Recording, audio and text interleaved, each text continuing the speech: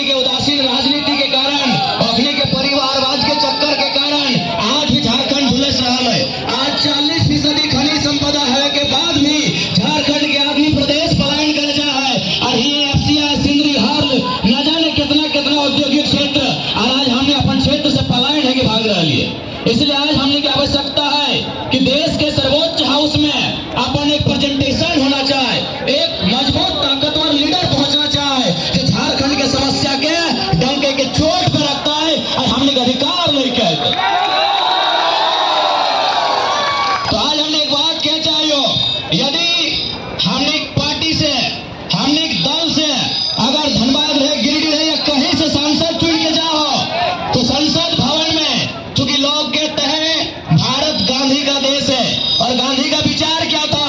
गांधी का विचार था कि देश की आत्मा बसती है गांवों में, गांवों की आत्मा बसती है किसानों में, और किसानों की आत्मा बसती है खेत खलिहानों में। तो आज अगर हम लोग संसद में जाएंगे तो एक सवाल हमारा यह भी रहेगा कि आज तक चाहे एफसीआई रहे, हार्ल रहे, तमाम कंपनी ने जितना झारखंड में जमीन लिया है, अगर वहां पे काम नहीं हो रहा है, हम विकास के विरोधी नहीं है, लेकिन यदि कंपनी ने जितना जमीन लिया है वहां काम नहीं हो रहा है, वह जमीन आपको रैयत को वापस करना होगा, तभी मानेंगे गांधी।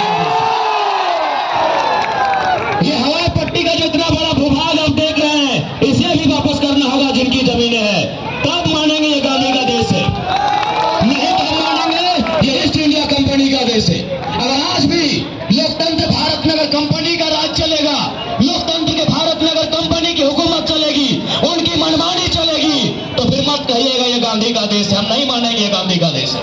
अगर ये गांधी का देश है तो आपको ये नियम बनाना होगा, चाहे बीसीसीएल रहे, सीसीएल रहे, अगर वहां से कोयला खोल के खत्म हो चुका है, हम कोयला खोलने का विरोधी नहीं है, आपने कोयला खोल के ले जाइए, लेकिन अगर कोयला खोल ली है तो जमीन को समतल कीजिए, उसमें बालू डालिए, मिट्टी डालिए और किसान को वापस कीजिए, तब मानेंगे गांधी का देश है, तब मानेंगे गांधी का देश है। एफसीआई की जितना खाली जमीन पड़ा है, एसीसी में जितना खाली जमीन पड़ा है, वो जिन किसानों की है उन्हें वापस करना होगा, तब मानेंगे गांधी का देश है। इसलिए आज हम लोग यहाँ से वचन देके जाते हैं कि हम लोग केवल फॉर्मेलिटी के लिए सांसद बनने नहीं जा रहे हैं, हक हुकूक की बात करने जाएंगे संसद में। हम ये भी बात रखेंगे कि यदि 27% कोयला झारखंड देता है तो कोल इंडिया का हेडक्वार्टर कलकत्ता कहाँ रहेगा भाई?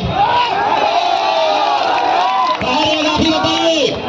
इसलिए आज हम चाहेंगे हमारे लोकसभा प्रत्याशी श्रीमान इकलाक अंसारी को भारी मतों से विजय बनाए, ये हम आप सभी से आग्रह करेंगे। खासकर मैं अल्पसंख्यक समाज यानी मुस्लिम कौम के मेरे जितने भी गार्जियन हैं उनसे कहूंगा, आखिर आप कब तक किसी राजनीतिक दल का पिछलग्गू बनिएगा? आखिर कब तक आप किसी राजनीतिक दल में दरी बिछाने का काम कीजिएगा? अरे नजर उठा के देखिए, हमारे जितने भी अल्पसंख्यक समाज के लोग हैं, माइनॉरिटी वर्ग, नजर उठा के देखिए, आपके बेटे इकलाक को आशीर्वाद देने के लोग कहां से आए हैं? अगर आप अनुपमा को आशीर्वाद देंगे ये बड़ा दुर्भाग्य होगा।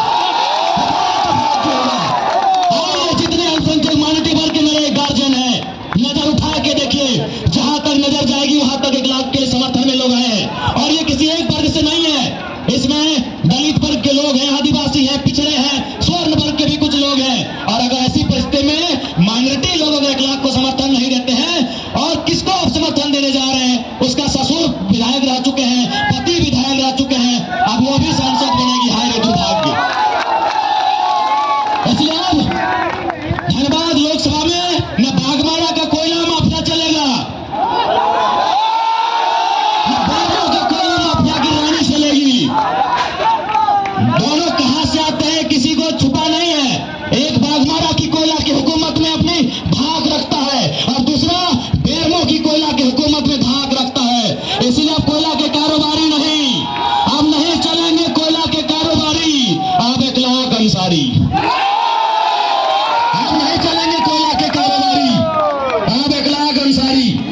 तो जितने भी अल्पसंख्यक समाज के लोग विशेषकर अपील होगा कि अगर आपके पास फुर्सत है तो नजर उठा के देखिए मेरे अभिभावकों कि आज आपके समाज के बेटे को आशीर्वाद देने के लिए पूरा धनबाद लोकसभा उमड़ पड़ा है। और आप अगर एक कहा गंगा पार जिसका एक बित्ता जमीन नहीं गया है, जिसका झारखंड बनने में योगदान नहीं है, अगर आप उस महारानी के पीछे जाएंगे, दरी बिछाने के लिए वो भी बड़ा दुर्भाग्य होगा,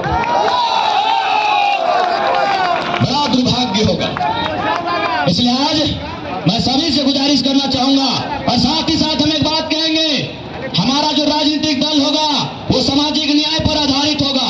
सामाजिक न्याय का मतलब क्या कि अगर एक गांव में 100 लोग रहते हैं और रोटी 50 है, एक गांव में अगर 100 लोग रहते हैं और रोटी 50 है, तो हम लोग उन 50 रोटी के टुकड़े करेंगे और 100 लोगों को बराबर पेट भरेंगे।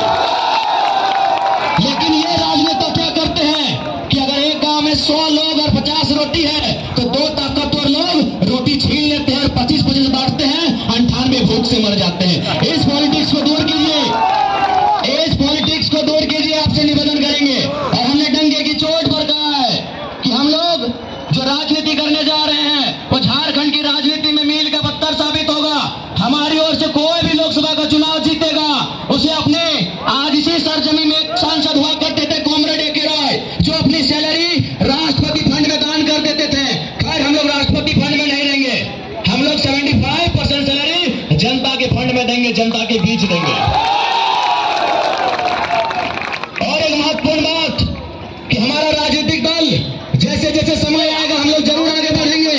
और हमारा एक नियम यह भी रहेगा कि हमारे राजनीतिक दल से किसी भी, अगर आज 1 लाख लड़ रहे हैं तो कल कोई सी भीड़ में कोई नया नेता लड़ेगा, लेकिन इनका बच्चा नहीं लड़ेगा, ये इस बात की गारंटी है।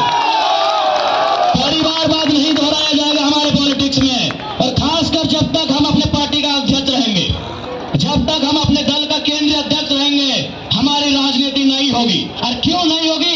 आज इतने लोग भूखे प्यासे आए हैं, अगर नेता कहे बेटा नेता बनेगा तो क्या ये लोग दर्री बिछाने आए हैं? क्या ये लोग दर्री बिछाने आए हैं? बताइए, क्या ये लोग झंडा ढोने आए हैं? क्या ये लोग नारा लगाने आए हैं क्या? इसलिए हमारे राजनीतिक दल में स्पष्ट है,